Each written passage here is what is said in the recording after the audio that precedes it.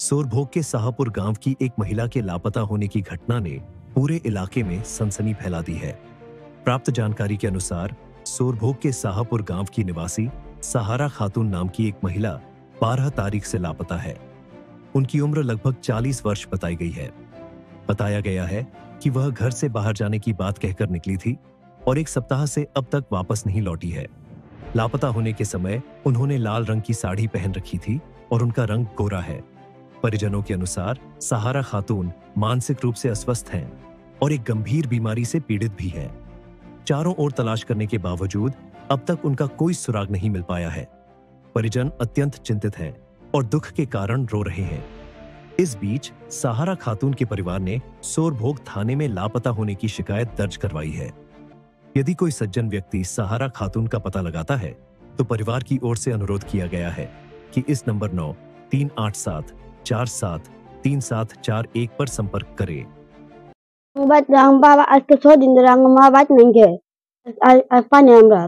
नाम की সালাহা সালাহা খাতুন কেদিন হয়ে গেছে আজকে 6 দিন ধরে রাহা দিছিল হ্যাঁ আমরা মেলা দিন ধরে স্টিবা তালাশ করতেছি পাইতাছি না কেউ পান আমরা রাজুলকে পান ধর্ম করে আংবাদ পৌঁছা দিবেন মোবাইল নাম্বার দেয়া তো ওই নাম্বারে কন্টাক্ট করবেন আর যোগাযোগ করবেন আমাদের নিয়ে আমার মোবাইল নম্বর দিয়া আছে আংবাদ পৌঁছা দিবেন আগে তুমি গুড়ায় আংবাদটা আমি আজকে থাকা যাচ্ছি না আমি থাকা না আংবাদটা হো তুমি দুনিয়া শুনে তাড়াতাড়ি আংবাদটা হ খাওয়া দাওয়া বাদ দিছি আর কেউ মানুষ নাই আংবাদটা হ দেখা অরবিন্দে গেছে 6 দিন রাজান কাঙ্গু পৌঁছাই দেখবাই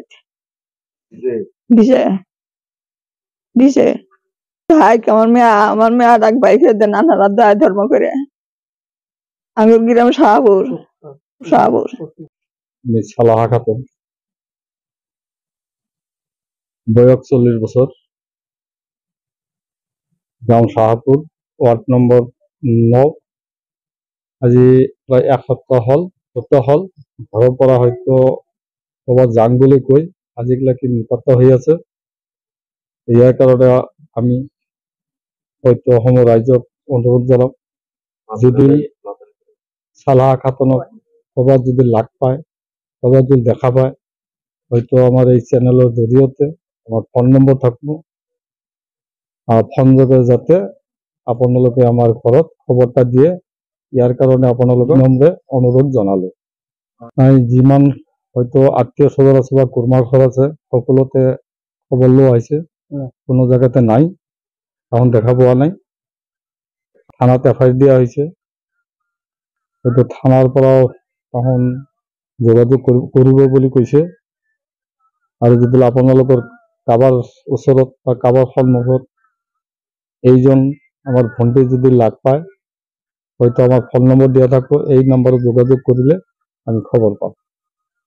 ইন্ধনত রঙা খাড়ী কাপোৰ আছিল কিন্তু কাপোৰটো বদলাব পাৰে তেওঁৰ ওখ হয়তো 5 ফুট হ'ব গাৰ বৰণটা আৰ কলাও নহয় হেনে বগাও নহয় অলপ স্বাস্থ্য থাকা মুখৰ গঠনটা হয়তো গোল। যদি আপোনালোকে ক'ৰবাত খবৰ পায় আমার ফোন নম্বর দিয়া থাকবো আর সোরভোগ থানার জরিয়তে আমাকে যোগাযোগ করলে আমি পাম। এখানে কই আপোনালোকে অনুরোধ জানালো যাতে আমার ফোনটির ক'ৰবাত খবর পালে আপোনালোকে আমাক ফোন যোগে দি জানাই দিয়ে। আমি শনিবার দিন এক বাড়ি গেলাম বাড়ি মিস্ত্রি কাম করি আছে কইছে ঘরে ভাত সাত এখন বেলা করছে ভাত আন্দোলন এখনো তুমি কোন দোষে কিবা কারণে আমি গেছি বাজারে শনিবারের দিন বাচ্চাই শুনি যে বাত নাই এখন মাথা তার ব্রেনটোর অলপ কমপ্লেন আছে আপনার কিবা যদি ধর্ম ধরে তাক পান যদি খরচ অলপ কমেল করিয়া তো খরচ অলপ ওলাই ঘর পাঠাই দিব যদি আপনার ধর্ম করিয়া কিবা পারে যদি তা গেল যাই বুঝে পাঠাবো। আপনার কি নাম? কাসম আলী মন্ডল। আপনার কি হয়? আমার পরিবার। কি নাম থেকে তোর? সালাহ খাতুন, আপনার গাঁওয়ার নাম কি? শাহপুর গ্রাম। কে তারিখে গেছিল আপনার মেয়েকে কোম্পানি? 12 তারিখ।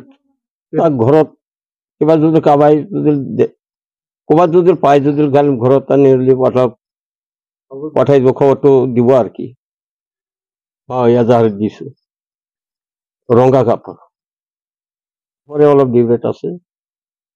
একবার গেছিল আবার মানে আনা হয়েছে তাক মাথার অলপ ইয়ে আছে, মাথা ফুরে পড়ে আছে, কিন্তু আমার ঘৰত আজি এটা মানুহ নাই, শরীর এটা আছে, আজি 3 দিন ধরে না খাওয়া হয়ে আছে।